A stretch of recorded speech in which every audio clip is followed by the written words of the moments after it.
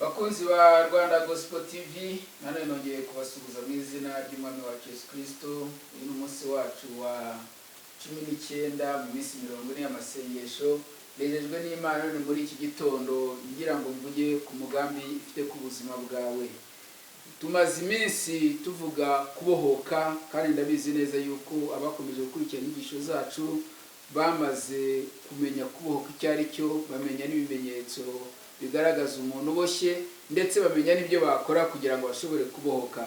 Rero uyu munsi ndavuga umugambi w'Uwiteka Umwami Imana. Iyo umaze kubohoka, umugambi w'Imana urasohora ku buzima bwawe mu izina rya Yesu. Reka dusome ijambo riri muri Yobu ibice 42, umurongo wa mbere aravuga ngo nzi yuko, sura umurongo wa kabiri, nzi yuko ushobora byose kandi nta kibasha kurogoya imigambi yawe yose. Aha ni Yobu yabwiraga Uwiteka Umwami Imana mu bihe byari bimukomereye. Yobu ngira ngo murabizi yuko abana be barapfuye, ingamiya ze zirapfa, inka ze zirapfa, intama ze zirapfa, yewe bigeraho n'umubiri we ku buryo yarageze ku rwego rwo kwishimisha urujyo. Ariko ijambo ry'Imana riratubwiye muri yo 42, aravuga ngo nzi yuko ushobora byose kandi nta kibasha kurogoya imigambi yawe. Bivuga ngo yari amaze gusobanukirwa ko afite umugambi w'Imana ku buzima bwe. Rero kuba uri mu byago, kuba uri mu bibazo, kuba uri mu ntambara, kuba abantu bakwanze, kuba abantu bakuretse, kuba washomereye, kuba utigeze ushaka uri umwana w'umukobwa agira imyaka 30 cyangwa 40 niyo wanayirenzaho, ntibivuga yuko Imana idafite umugambi ku buzima bwawe. Birashoboka rero yuko uyu munsi wa none waba uri mu mwanya wumva yuko nta mugambi Imana ifite ku buzima bwawe, ariko arashaka kugusubiza mu imbaraga ngo mubwire ngo Uwiteka Umwami Imana afite umugambi ku buzima bwawe. Azi ibyo yibwira kukugira, ntabwo rero ngo ni byiza. Ni nayo mpamvu Yobu nyuma yuko yaramaze gutakaza ibyo yari afite byose, Bibiliya irambwira neza, arangira avuga ngo nzi yuko ushobora byose, nzi yuko nta kikunanira, nzi yuko nta kibasha kurogoya umugambi w'Imana. Rero icyambere ugomba kumenya, umugambi w'Imana ni iki? Umugambi w'Imana niyo mpamvu nyamukuru Imana iba yararemeye umuntu wayo. Umugambi w'Imana ni impamvu nyamukuru ibiri ku buzima bwawe kubw'icyo Imana iba yarakuremeye. Rero umwanzi Satani araza akavanga cyangwa se akakuraho cyangwa akigizaho cyangwa akananiza umugambi w'Imana ku buzima bwawe.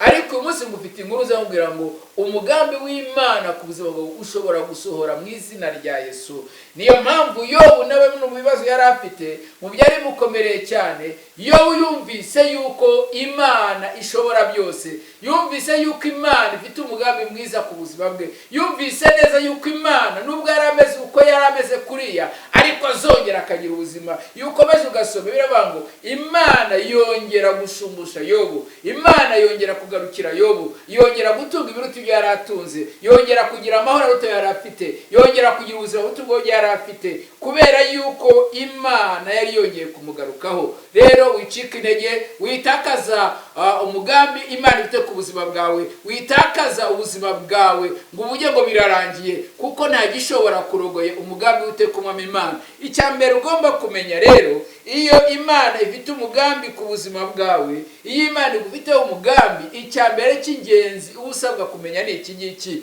menya inzozi zawe ni izihe. Inzozi zawe ni izihe? Iyo umaze kumenya inzozi zawe urazikurikirana, kuko mu nzozi zacu niho Imana igaragariza umugambi wayo. Mu nzozi zacu Imana itwereka ejo hacu hazaza. Mu nzozi zacu Imana ijya idushoboza kugira ngo duhishurirwe, tubone umwanya wo gusenga. Iyo ari ibintu byiza tugiye gusengera, ni ukuvuga ngo iturose ibintu byiza turabisengera Imana ikabizana, ariko iyo ari ibintu bibi nabyo turabisengera Imana ikabyigizayo kugira ngo umugambi wayo ushobore gusohora. Rero uyu munsi ndavuga ku nzozi zonyine gusa.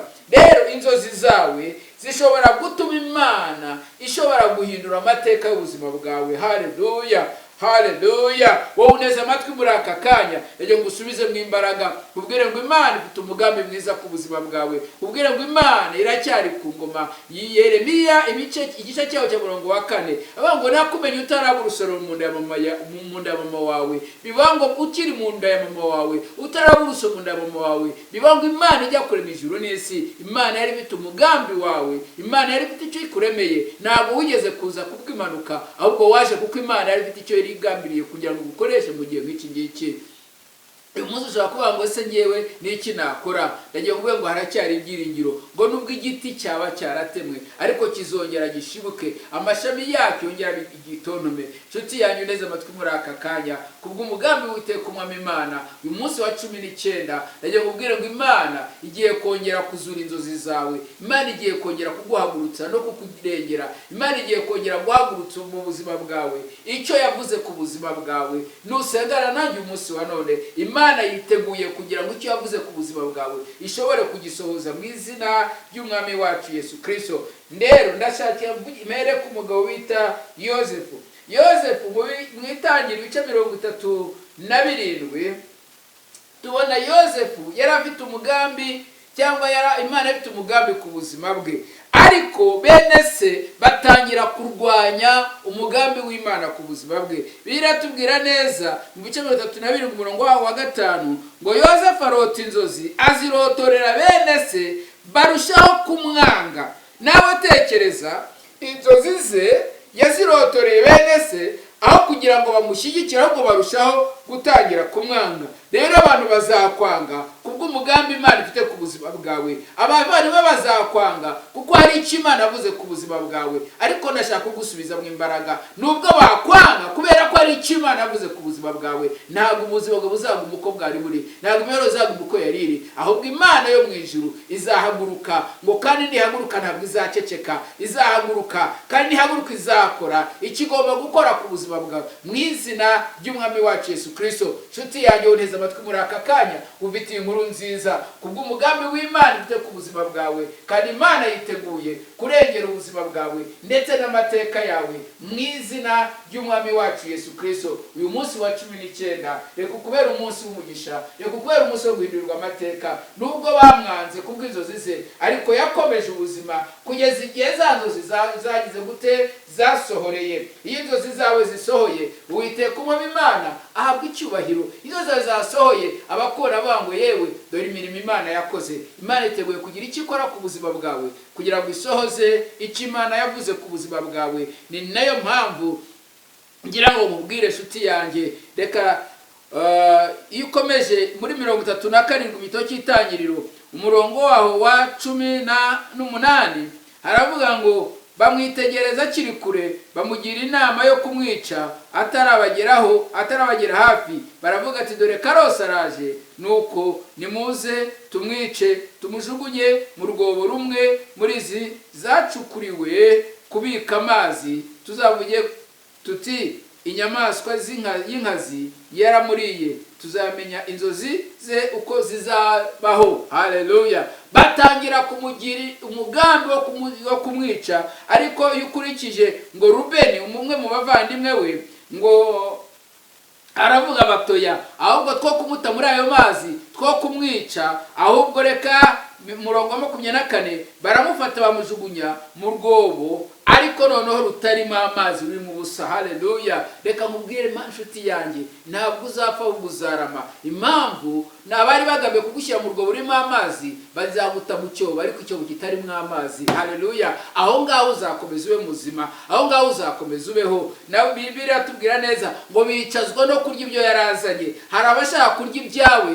kubera yuko bavutse umugambi w'Imana ku buzima bwawe, bakabanza kurya ibyawe. Ariko humura, nubwo babirya, ariko Uwiteka Umwami Imana icyo yavuze ku buzima bwawe azagisohora. Ndibuka umugaragu w'Imana Karebu igihe yari yicaranye na Yeshua, abwira Yeshua ati buka icyo Uwiteka yatuvuzeho. Yari yarageze imyaka 85, biravuga ngo bari mu myaka 40. Nyuma y'indi myaka 45 bibuka icyo Uwiteka yabavuzeho. Arangira aramubwira ngo wibuka turi Kadeshi Baruneya, wibuka icyo Uwiteka yatuvuzeho, wibuka icyo Uwiteka yavuzeho. Kristo. Nubwo imyaka sinzi imyaka ufite, ariko icyo Uwiteka yakubuzo kizasohora mu izina ry'umwami wacu Yesu Kristo. Ndimo gusoza Yosefu urugendo rwe, aza kugera aho agurishwa, ajya kwa Potifari. Umugore wa Potifari atangira kumwifuza, ariko birambwa neza arakiranuka. Reka mubwire inshuti yanjye, gukiranuka ni kimwe mu bijya bituma dushobora gusozwa umugambi w'Imana ku buzima bwacu. Amaze gukiranuka, birambwira neza ngo bamubeshyera yuko yamufashe ku ngufu, bamujugunya muri gereza, ariko za nzozi ze nubwo bamufunze, ntabwo bafunze za nzozi ze, nubwo bamufunze inzozi ze zagumye gukura no kugira ngo igihe kigere. Birambwira neza ngo ajya mu nzu y'imbohe, amaramo imyaka 12. Muri iyo myaka 12 inzozi ze ntabwo zapfuye. Biravuga neza ngo umwami aza kurota, maze umwe mu bari hafi ye arabata, nyamara hara muri gereza hari uzi gushobora gusobanura izo nzozi. Reka mubwire inshuti yanjye, inzozi zatumye bene se bamwanga ni nazo zamufashe gusohoka muri gereza. Ngo amaze gusohoka muri gereza, aragenda asemurira umwami, amubwira ibyo inzozi ze zose. Arangije amenye yuko Imana iri kumwe nawe, aravuga ati ubwami bwose ndabukugabiye. Reka mubwire inshuti yanjye, ubwo waba uri muri gereza, ubwo waba uri mu gahinda, ubwo uri mu marira menshi, uri mu buzima butakoroheye, nagiye mubwire ngo uyu munsi wa none Uwiteka umwami Imana aravugana nanjye ngo biracyashoboka inshuti yanjye yuko umugambi Imana ifite ku buzima bwawe ntabwo wigeze upfa. Nubwo ubona bimeze bityo, ntabwo umugambi wigeze upfa, kandi Imana irambwiye ngo mvugane nawe ngo igihe kirageze kandi kirasohoye yuko umugambi Imana ifite ku buzima bwawe igiye kuwusohoza mu izina rya Yesu. Niba Imana yashoje umugambi wa Yosefu, yabuzwa ati gusohoza umugambi wawe igufiteho ku buzima bwawe. Niba Yosefu atarishwe inyamaswa z'inkazi nk'uko bene se babivugaga, ntiyicwa n'amazi, ntiyicwa yewe n'inkoni igihe bamufungaga ajya muri gereza, mubeshya ko yashatse gusambanya umugore kandi bamubeshyera, ariko akomeza kurinda inzozi ze. Rinda inzozi zawe, Imana izazisohoza, Imana izakugira neza. Wowe wari uneze amatwi muri aka kanya, sinzi inzozi umaze iminsi urota, ariko rajya mubwire ngo niba inzozi zawe ari mbi, mu izina rya Yesu ndazikansorinze, ntabwo zizigera zisohora. Niba inzozi zawe ari nziza, mu izina rya Yesu igihe kiraje kandi kirasohoye, ngo zawe zisohore. Imiki Imana yakuvuzeho gishobore gusohora mu izina rya Yesu. Subiramwe aya magambo uti, mwami Yesu, numvise ijambo ryawe, menye yuko inzozi zanjye ziriya narose, ziriya wanyeretse,